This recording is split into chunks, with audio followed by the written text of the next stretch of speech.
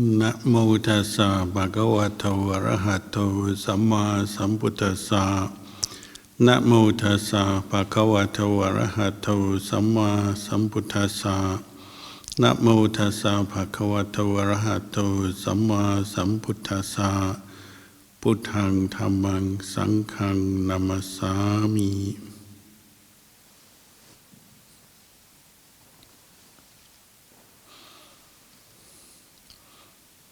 Blessings, good evening. Today is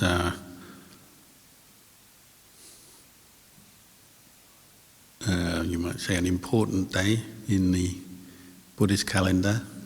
It's the day we remember Luang Por Chah's birthday, 17th of June. And if he was still alive, he'd be 105 today. Obviously, he has a special place in the hearts and minds of many Buddhists, both Sangha and laity, in this monastery and around the world.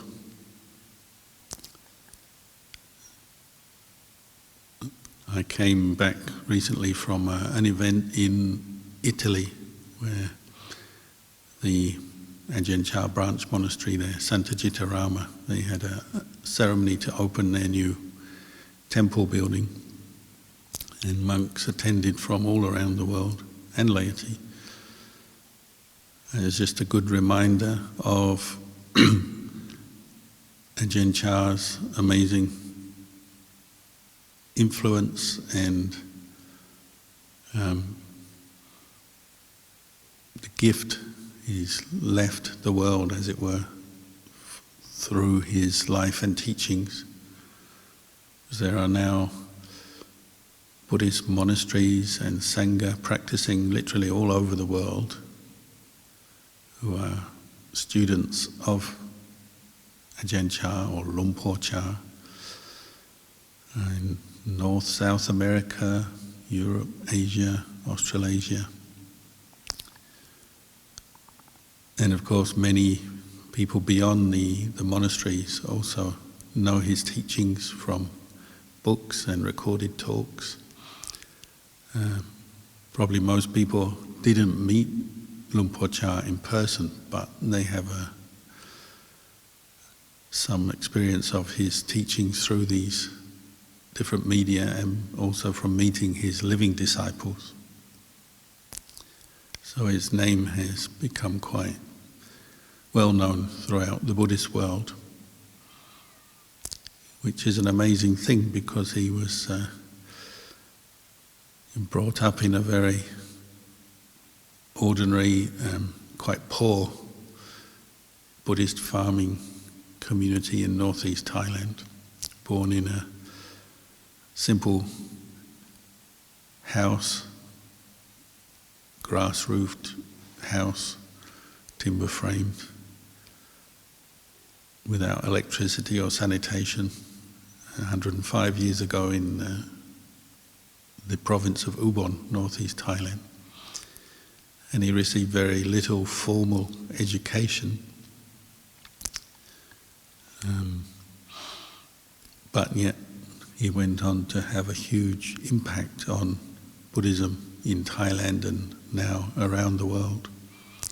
Inspired many people to try the monastic life as monks and nuns, and many others, lay people, to try meditation, listening to Dhamma, practicing the Dhamma.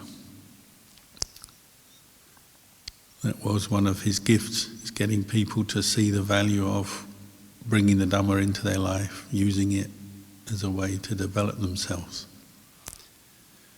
for the very highest goal, Nibbana, the end of suffering. What he would say when people ask, why do we practice the Dhamma? He'd say, for the highest benefit for ourselves and for others. That's the purpose of it, and for the highest long-lasting benefit. So much of our life is spent pursuing very short-term goals, pleasures, happiness, success in different ways, but very short-term. So that often leaves a bit of a hole or sense of dissatisfaction with life for many people, because if you're constantly pursuing short-term goals and short-term kinds of happiness and success, well then of course you're always stuck with the fact that happiness and success has passed by, and what do you do next, or how do you get something more satisfying? That was a theme he would come back to over and over again. The Dhamma we practice, the teachings of the Buddha and the path of practice that the Buddha gave us, is for the highest benefit, for the long-term happiness, for the, you might say, the ultimate happiness. Happiness that doesn't leave a hole, doesn't leave a sense of dissatisfaction. And everybody who knew him, or even nowadays people who have studied, read his teachings, even if they didn't know him personally, everyone has a different aspect of Ajahn Chah that they remember or have faith in or are attracted to. But one quality that I think most people picked up on was his sincerity, his devotion to the practice of what we call Dhamma and Vinaya, which is the way the Buddha described his teachings. In the time of the Buddha, they didn't use the word religion, they used the word Dhamma, Vinaya as the way to describe what the Buddha was teaching, what he was practicing, and what he was getting other people to practice. And the Dhamma is the truth, and the Vinaya is the discipline. Sometimes we say sila, discipline, particularly monastic discipline, but for lay people, the 5 or the 8 precepts, living one's life in a moral, disciplined way. These 2 aspects of the practice, or the teachings, what the Buddha was practicing and teaching and passing on to others, and Ajahn Chah devoted himself to that, and that seemed to be very clear from his teachings and from the way he lived. People had this great sense that he was fully committed, fully devoted, fully sincere in his practice of Dhamma and Vinaya. And in a way that was contagious, in a good way, not like a horrible disease or something. But he was very inspiring in the way he lived and practiced, and that inspired others to want to practice, or at least try. Of course, practicing the Dhamma is not always easy, whether you're just practicing a meditation for one session or you're actually committing to become a Buddhist monk or nun.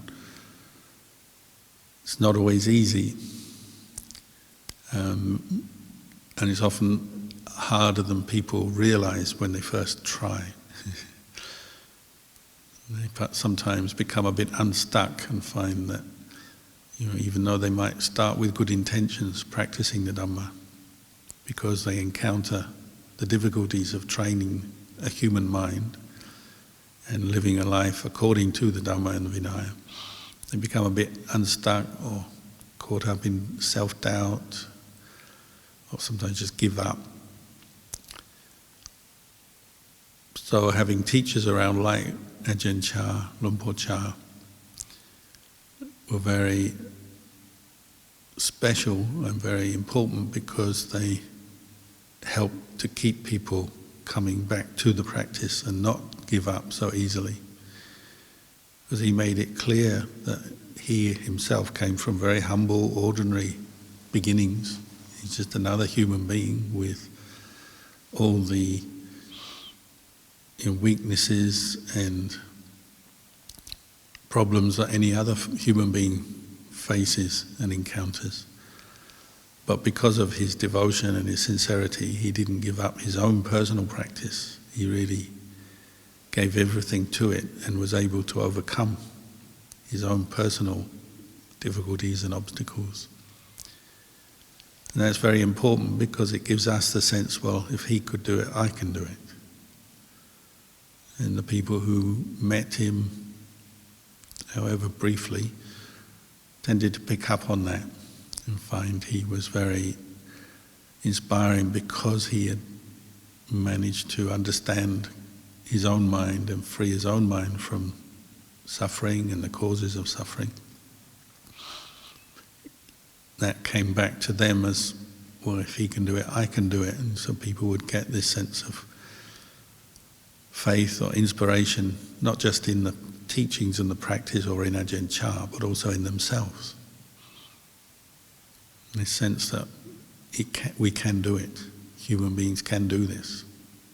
Even though it's not always easy, it can be done.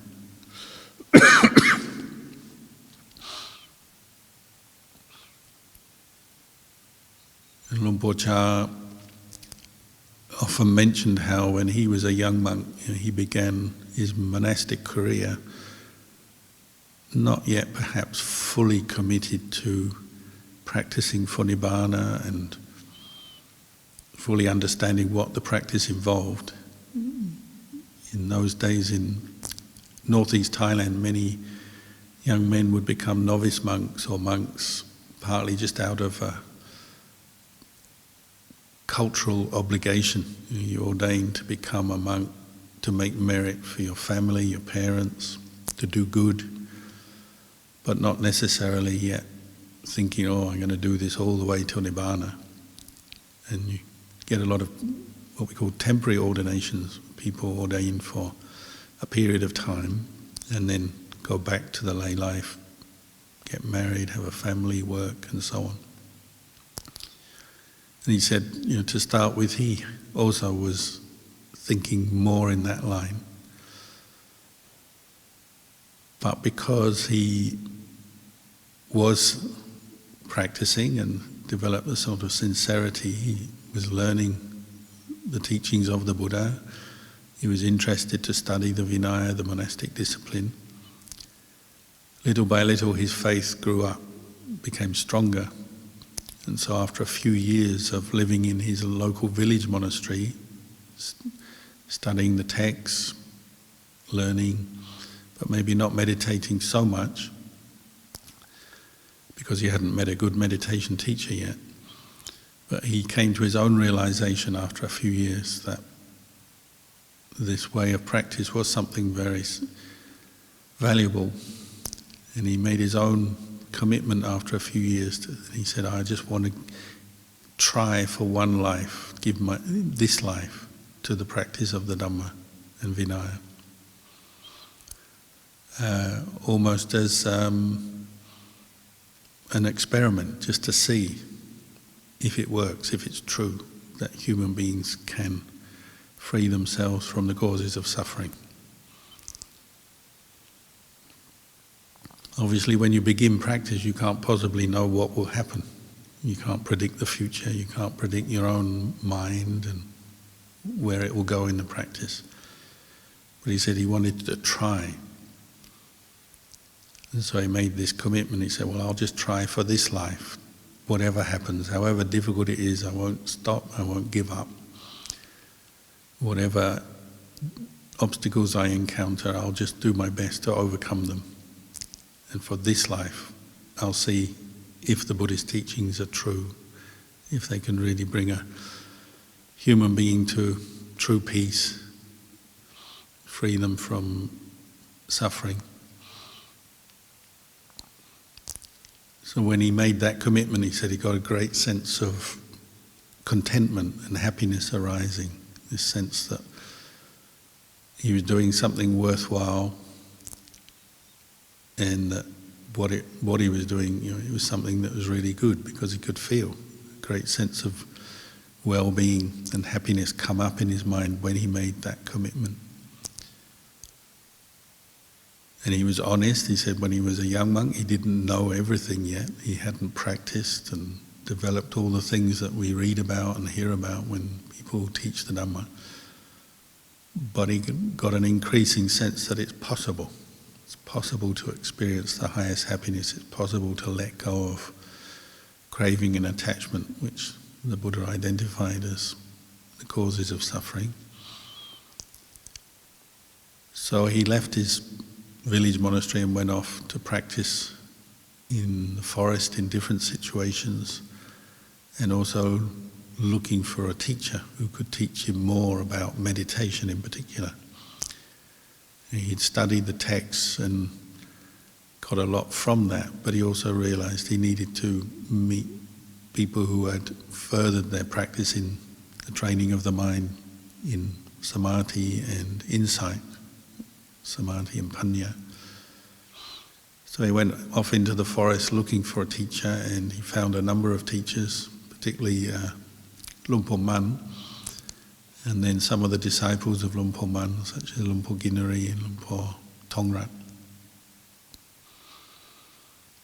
But if you read his biography or hear his talks where he talks about his personal practice, he said little by little he was gaining experience in training his own mind, particularly in overcoming what we call the 5 hindrances, in these different ways that the kilesas, the negative emotions of the mind come up: sensual desire, ill will, sloth, torpor, restlessness, worry and agitation, and then skeptical doubt.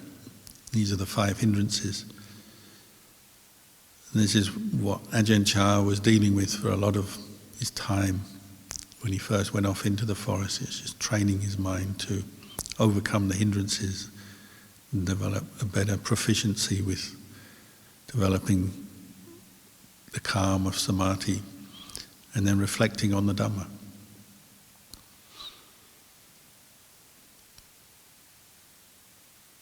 And he quickly realized that using the monastic discipline, the sila, the precepts, whether it's 5 precepts, 8 precepts, or all the rules of a Buddhist monk, it was essential to build the practice on the foundation of morality, just that intention not to harm, not to exploit or hurt oneself or others. Whatever else he learned, he realized he had to build his practice on that foundation. So he was always being tested. You go off into the forest, especially in those days when Thailand was a lot poorer than it is now, and living in the forest as a meditation monk was quite difficult. The challenges of the simple lifestyle, poverty, lack of material support and so on. There were a lot of challenges, and some of those challenges would tempt a monk maybe to break the precepts. If you're not sure where your next meal's coming from, you might be tempted to store food, even though that's breaking one of our precepts. Or when you're bothered by ants and mosquitoes, you might be tempted to just squash them and kill them to get rid of them. But of course that's another precept you can't break. All kinds of temptations come up when you're practicing in the forest. But Lumpur Chah seemed to realize that the important thing was to make his mind firm in the practice of the monk's discipline, to train himself in that. Whatever else he developed, whatever other understanding, whatever states of calm or samadhi, he saw that it was important to keep the precepts, because then you gain this sense of a mind free of regret, free of remorse, gain self-respect when you're following the precepts. And he noted that's not really any different for lay people either. Sometimes we might think of the Vinaya or the discipline is just something for monks and nuns in a monastery, but the Vinaya for lay people means the precepts, 5 precepts, 8 precepts. And the benefits of practicing sila, whether as a monastic or a lay person, is that one has this sense of ease, lack of regret.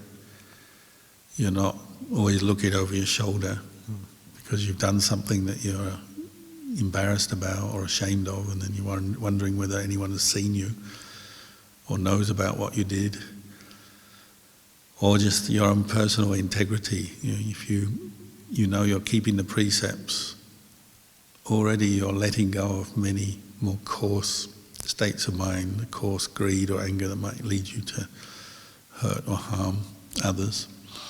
You're letting go of those, so your mind becomes more peaceful and at ease. And that's a very important foundation for the practice.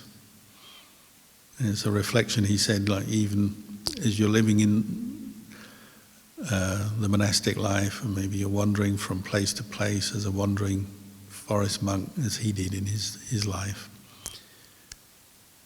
If you're keeping the precepts,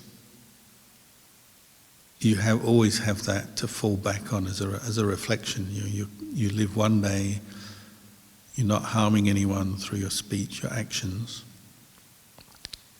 You can feel good about that when you reflect on that. And we call that sila anusati, recollecting your sila. And we all encounter difficulties when we practice meditation. You sit down to meditate and your mind is not always peaceful, or you feel tired, or you're distracted. And sometimes it's easy to get discouraged because it is hard to train a human mind. But if you can at least reflect on your sila, that today I kept the 5 precepts or the 8 precepts or all my monastic rules, as far as I know I've kept them well. And that's a constant source of peace and very positive input into your practice. Something literally you can feel good about, even though we still have greed and anger and wrong views sometimes. If you, as far as you know, you've kept the precepts for a day and a night, you can feel good about that when you remember it, when you recollect it. And the Buddha actually encouraged us to recollect our precepts regularly, partly to help us be more mindful to keep them, use them as skillful ways to train, but also just to remember the goodness of keeping precepts is a very powerful, influential force in our life. Brings us a lot of inner peace and happiness. So it's something you should recollect from time to time. And even if you get caught into more coarse behavior and you say something, you do something that does turn out to be more self-destructive or harmful of others, well, once you become mindful of that, well, then you re-establish your precepts again. Re-establish the undertaking to follow the precepts.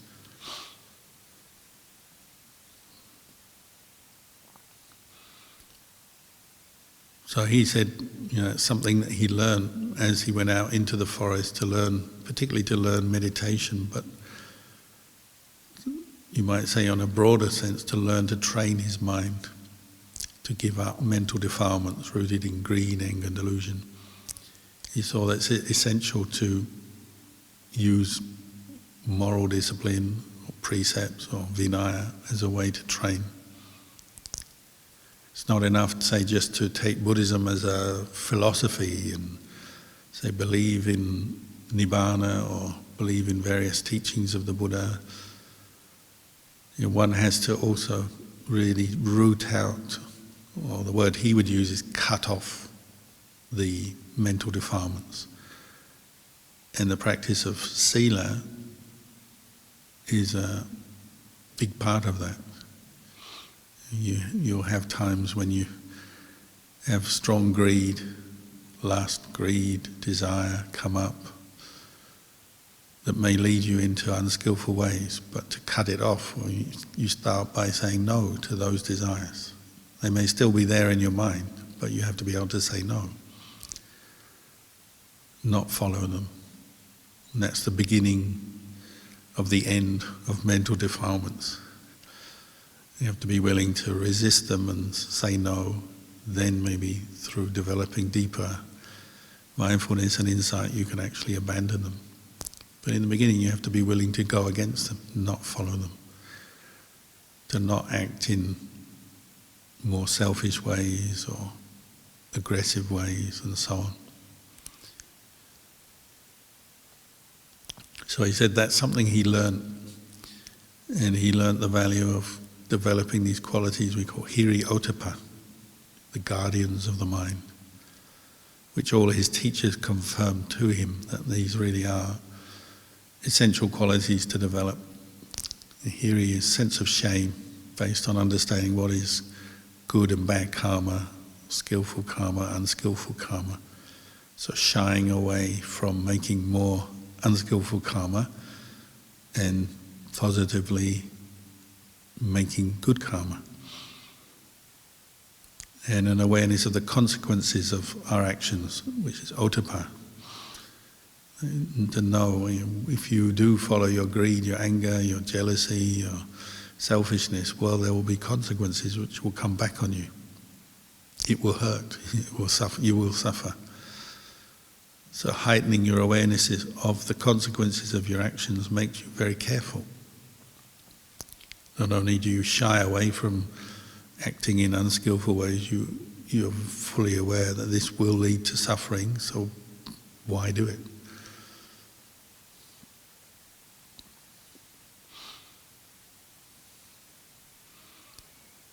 One of the first meditation teachers that Luang Por Chah went to visit was Luang Por Man, who had, again, a huge influence on the practice of Buddhism in Thailand and around the world.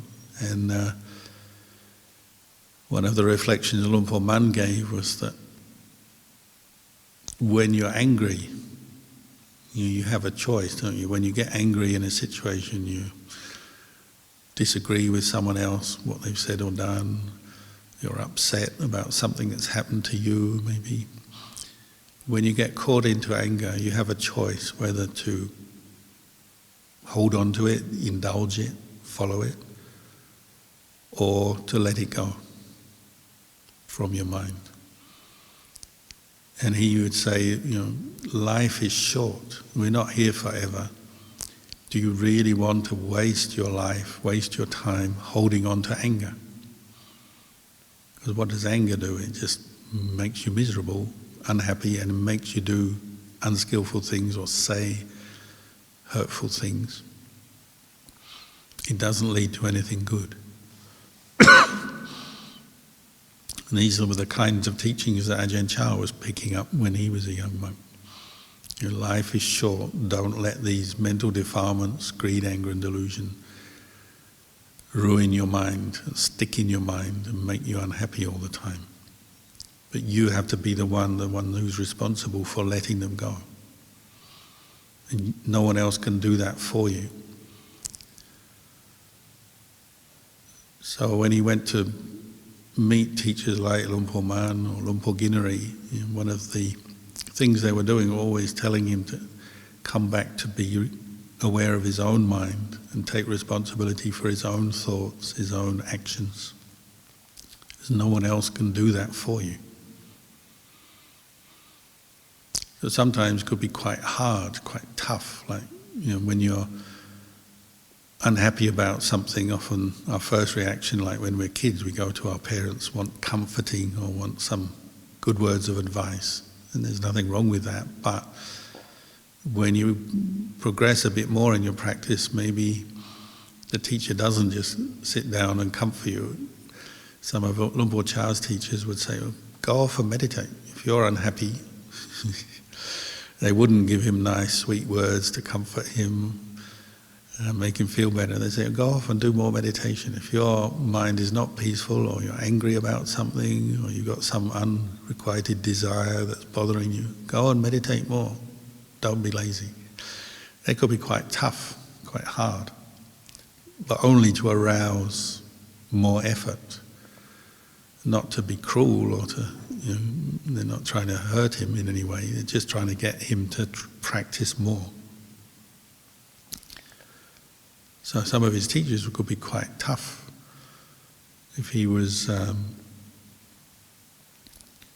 wanting something, they'd encourage him not to ask. There's another big suffering of young monks.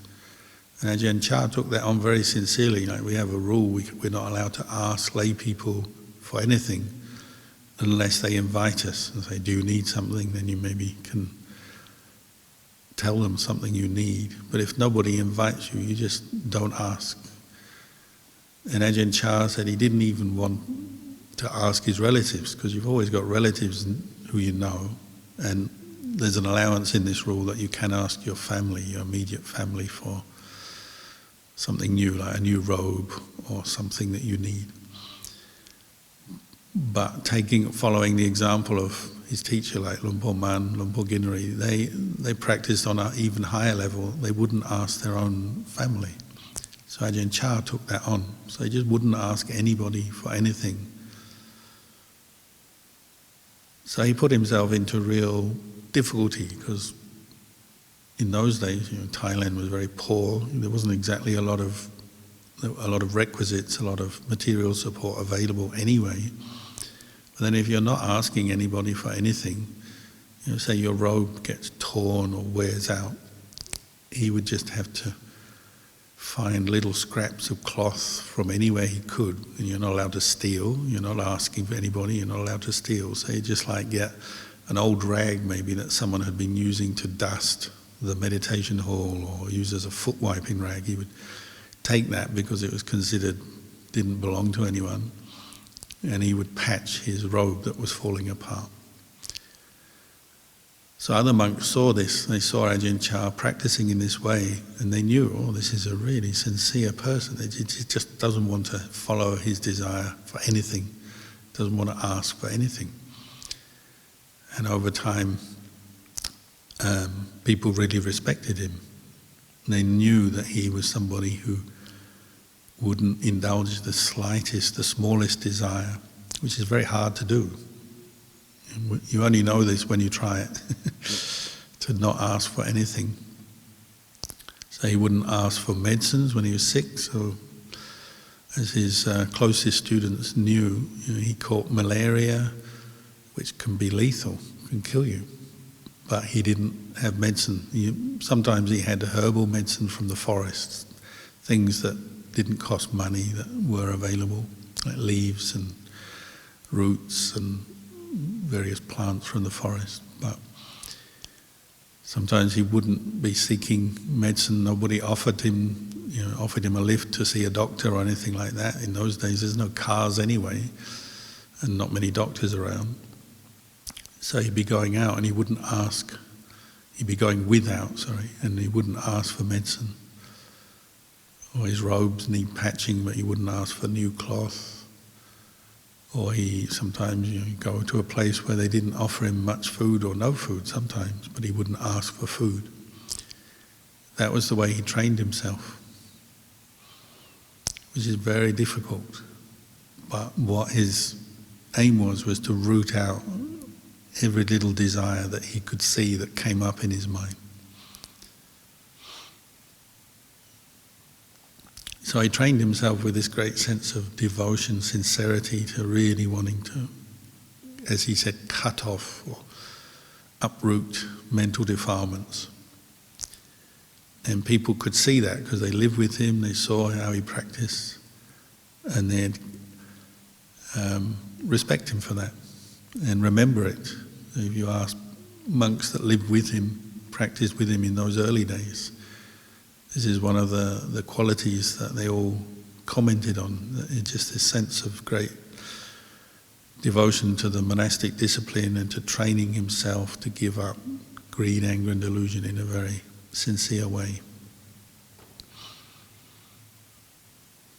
And it doesn't mean to say he didn't have greed, anger and delusion. He did.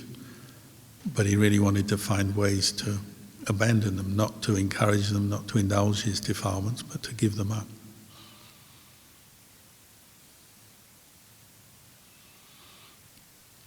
Another one that he would talk about over and over again through his life, particularly once he started his own monastery, Wat Pah Pong, and was training monks and nuns there, he talked a lot about the initial obstacles to practicing the Dhamma, what we call ditthi and mana. And ditthi means the attachment to views and opinions. Mana is a sense of self or conceit. You'd say all practitioners, whether monastics or lay people, will encounter these defilements when they begin, and sometimes very strongly. As we know, when we begin meditation, we have all kinds of views and opinions come up in our mind. What's right, what's wrong, what's the right way to practice, what's the wrong way to practice. We often attach to techniques of practice, ways of meditation, different knowledge. We read, we study, and then that knowledge often in the beginning becomes our refuge. So we become, as Ajahn Chah would say, become full of knowledge, but at first it's external knowledge. You might say textbook knowledge. And that can stimulate a lot of attachment to views and opinions. This is the Dhamma, this is the right way to practice, this is how it is. We love to work it all out in our mind. And if we're honest, when we meditate, we spend a lot of time just sort of thinking about the Dhamma rather than observing or knowing the Dhamma. Perhaps our mindfulness is not that strong yet. So we can't actually separate between the mind and defilements yet. And even the Dhamma that we learn and hear can become a sort of defilement, it can become an attachment. So he would warn about this all the time, saying, when you begin Dhamma practice, be careful, because you'll attach to your ideas and views about the Dhamma. On one hand, that might lead to, say, disagreements, arguments with other practitioners, I know better than you kind of thing. Or just your own confusion, because you're attaching maybe to theories, the theoretical knowledge, ideals, and not seeing the defilements that lie behind that. So you'd warn against the dangers of that and say, just practice a lot of patience, endurance, bring up the mindfulness and watch and learn. And don't rush to believe every thought or every idea you have on the Dhamma. You'd say it's all right to have an ideal or a view or an opinion, but don't cling to it so tightly that it becomes a source of suffering.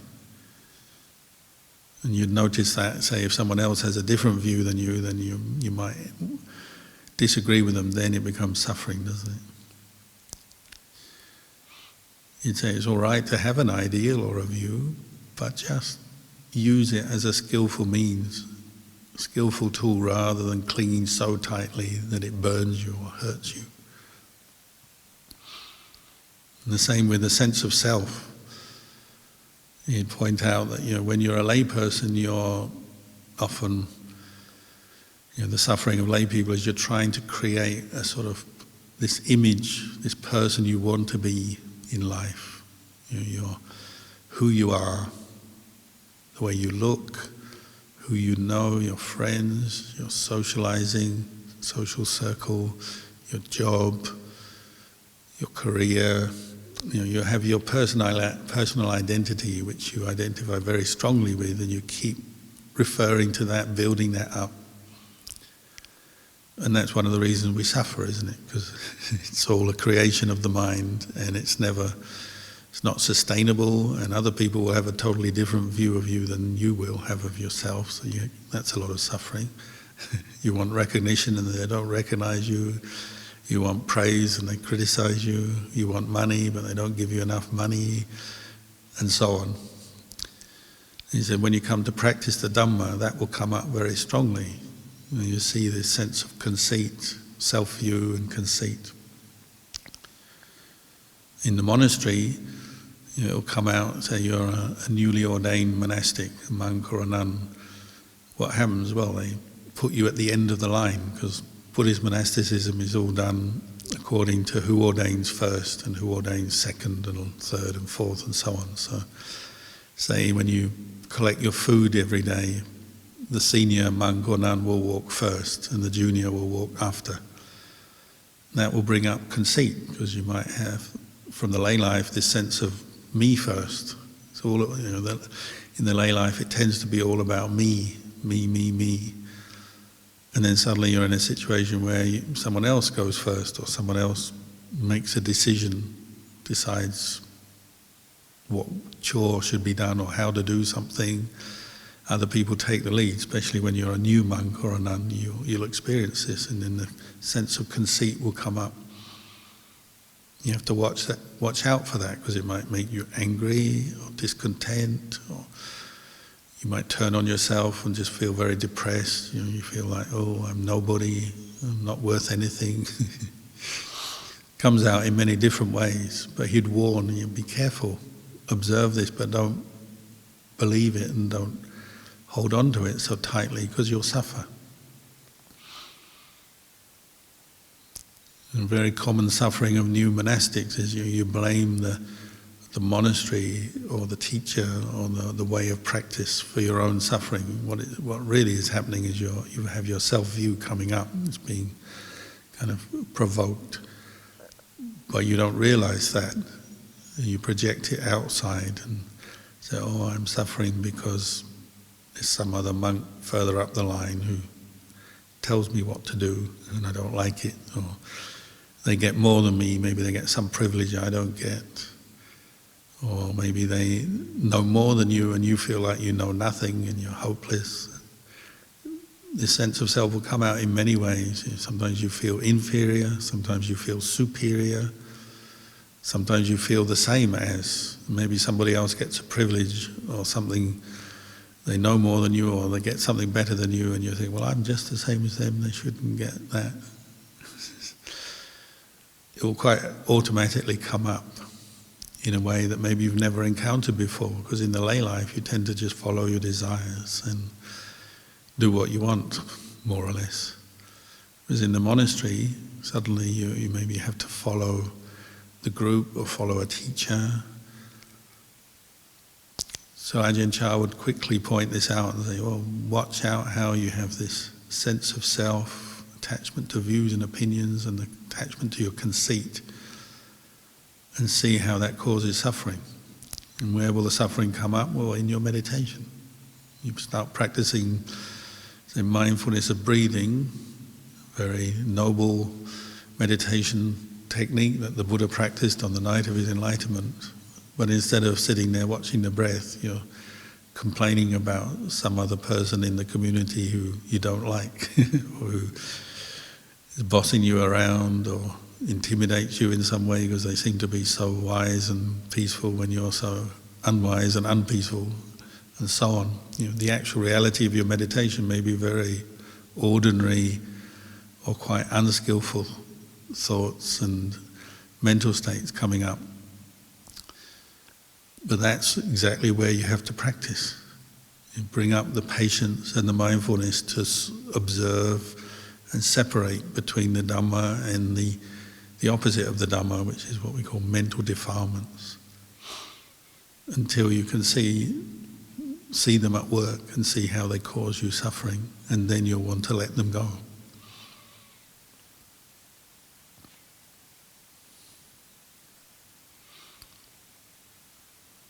And the way Ajahn Chah set up his monastery was for that purpose. So you come into the monastery and they'll say, well, now is the time to meditate, now is the time to chant, now is the time to work, now is the time to eat. There's a whole schedule, and then there's ways of doing things, ways of practice. And the idea is you follow along, but of course your attachment to conceit and views will sometimes say, I don't want to do this, or I don't want to do it in that way, I want to do it in my way. And you ask anyone, they'll have their own stories of being this sense of self being exposed by the monastic routine, the monastic form, the rules, the practices. But the idea was for you to keep practicing until you see the suffering of attaching to your own conceit and self-view, and then let go.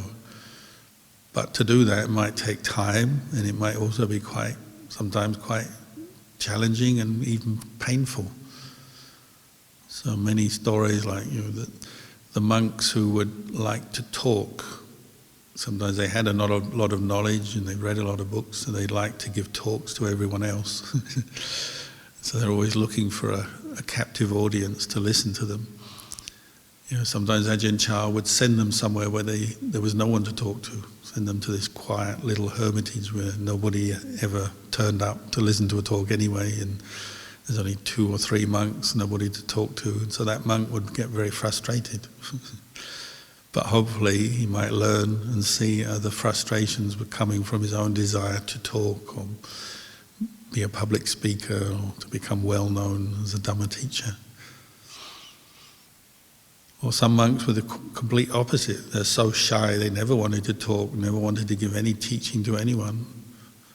So Ajahn Chah would make them teach, make them sit up on the high seat and give a public talk, maybe to 100 or 200 people. And sometimes he'd praise them, say, oh, you give good talks, or sometimes criticize them, say that's the wrong way to speak, a bad talk. The idea was simply helping them to see their own sense of self, the reaction to praise and blame, or people being interested in you, people ignoring you, people giving you things or not giving you things. And the whole monastic form that he set up was helping you to see that. Like all the requisites that were offered, you might see something that was offered in the morning. People come to the monastery, they offer food and they offer requisites. But then all of that goes into a central store. Like the food is offered, one by one the monks receive the food according to seniority, so you can't just rush up and pick the food you like. You have to wait for the other monks to go first. And the requisites are all put into a central store, and then you have a store monk and you go and ask if you need something, you go and ask. But then the store monk will ask you, well, do you really need this? And maybe he won't follow your desires. You see that there's a few requisites that have come in. Maybe there's a particular item, a brand or a kind of item that suits you, but maybe the store monk gives you a different brand. So like when I was a young monk, there's very little choice, but if a nice bar of soap came in those days you wouldn't even have shower gel or shampoo and all the kind of products you get now. You just get a bar of soap. And then monks would get really upset if they didn't get the bar of soap, the brand that they liked. They had one brand called Sunlight, which was usually used for washing clothes or dishwashing. But you get it in a bar, and sometimes they just give it to you as your brand of soap for washing your body. And it didn't smell very good, and it wasn't very pleasant to use. So it's quite a good practice if you have a lot of attachment to wanting perfumed products for your shower or whatever. So sometimes the monk would know, the store monk would know who likes fancy soap when he gives them the Sunlight. You see them frown as they walk away with a bar of Sunlight soap in their hand. You get things like that, just very simple little situations would highlight your own particular sense of self. Maybe you have a thought, oh, I've been in the monastery a few years, they should give me better soap than this. Or the same with a cup. Like you, as a monk, you sometimes would get an evening drink. In Ajahn Chah's monastery, it wasn't even every night, it was just sometimes. So you needed a cup, otherwise you'd have nothing to put your evening drink in, because the evening drink came in a kettle, one big kettle, and everyone got one cup full of tea, coffee, fruit juice, whatever it was. You had no choice what the drink was, so you learned to let go of that. And then you'd have a cup to receive this drink. But then people would form a lot of opinions about the best kind of cup. Everyone wanted a stainless steel cup because it could hold a hot drink better than a plastic cup. It lasted longer, better quality. But then you couldn't just ask for a stainless steel cup. You just accepted whatever cup the store monk gave you. So some monks would go hoping to get a stainless steel cup from the store monk, but they'd come away with this cheap little plastic, second-hand plastic cup. They start feeling sorry for themselves. One time I didn't want to ask for a cup, so I said, what do you do if you don't want to ask for a cup but you don't have a cup? And another monk, he said, use bamboo. There's a lot of bamboo in the forest, and sometimes the bamboo would fall over. You could saw it up in a section. You could make a cup out of a piece of bamboo. It wasn't a very good cup. It was very difficult to clean, but it would hold liquid at least for a few months until it started to leak. So I had a bamboo cup for a while because I didn't want to ask for a cup. And you sit there drinking out of your bamboo cup, and other monks laugh at you, say, oh, he's got a bamboo cup, poor him. You don't feel very proud of your bamboo cup. But it's teaching you something. It teaches you to see attachment, sense of self, desire for something better. And the flavour of living in Ajahn Chah's monastery was like that. You're always looking at this sense of self that would come up and be displayed either in your greed, your desire, or your anger, or your pride, your conceit. And the idea was to learn how to let it go rather than indulge it. It's not easy, but that's how you progress. That's how you found a peaceful mind. When you let go of things, you become peaceful. When you're constantly indulging your greed, anger, and delusion, you're not peaceful, you're not satisfied, you're not content.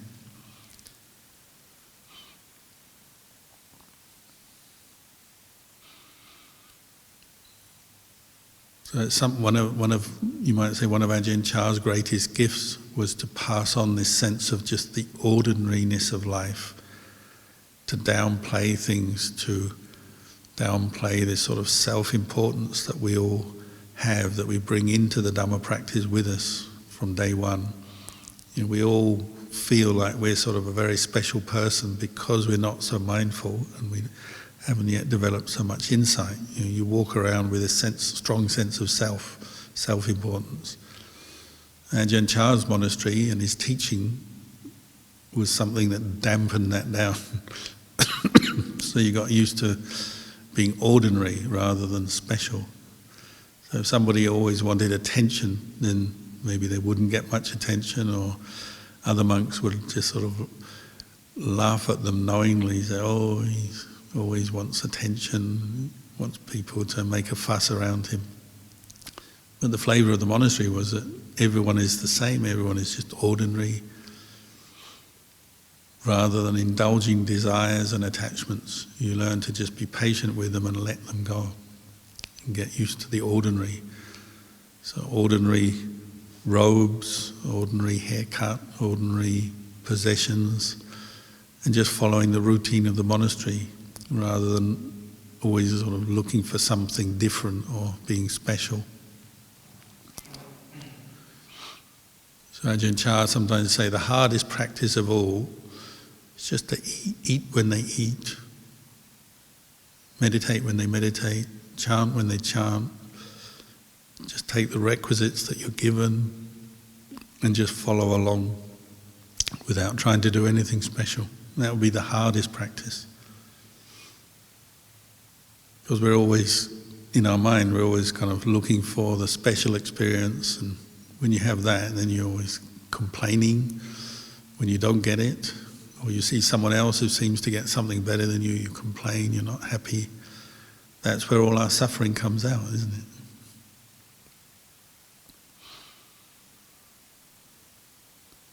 So one monk once told me, Ajahn Chah is really good at getting people to just be ordinary.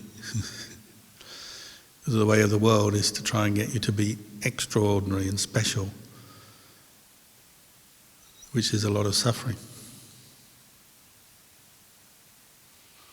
Even when people got quite deep insights in their meditation. They want to, especially when you're new to meditation, you have a really good meditation, you're peaceful, or you feel you've understood something, you've had a profound insight into impermanence or not self.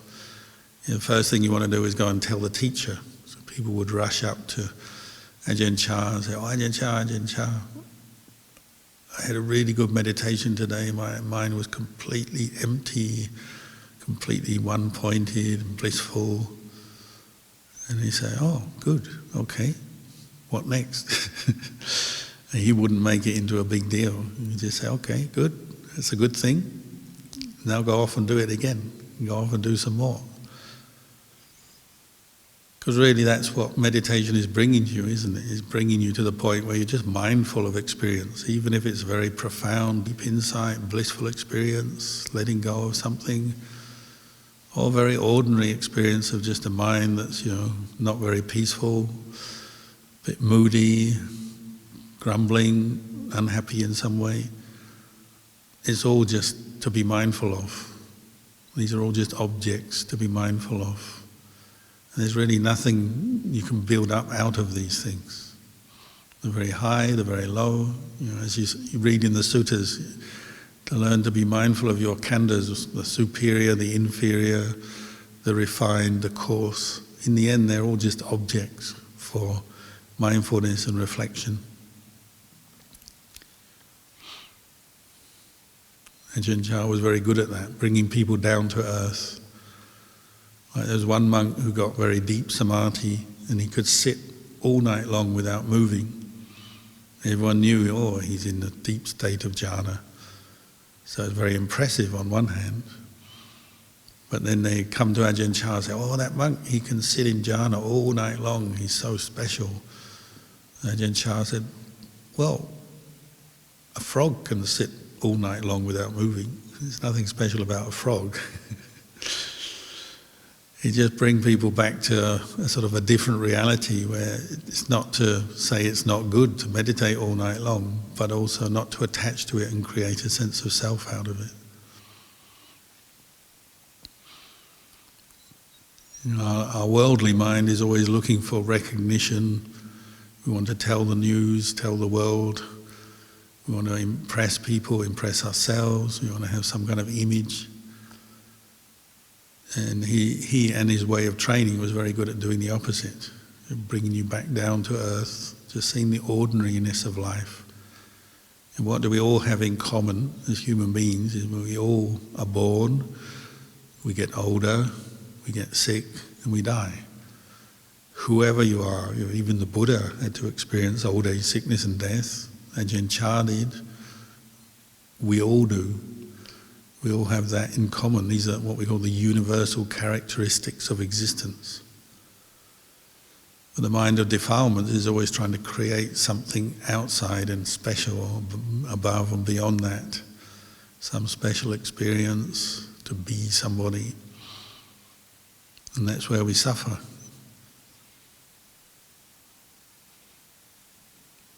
The word for Dhamma in Thai is Dhamma. And there's another word very close to it, it's Thamada. So there's another phrase Ajahn Chah would use all the time, Dhamma, Thamada. Thamada means ordinary or usual, that which is usual or ordinary. And the idea is to get to the point where your mindfulness and your reflective ability is just seeing things as just what they are. They're just ordinary, they're just experiences that arise, pass away. Physical experiences, states of mind, even states of samadhi, meditative bliss and so on, to see that they're just ordinary. They arise, they pass away, rather than attaching to them and giving too much importance to them. Just knowing, it's like this, it's just ordinary. Sometimes you have pain, sometimes you have pleasure, sometimes you're peaceful, sometimes you're not. Whatever the experience is, to see the ordinariness of it in the fact that it arises and it ceases.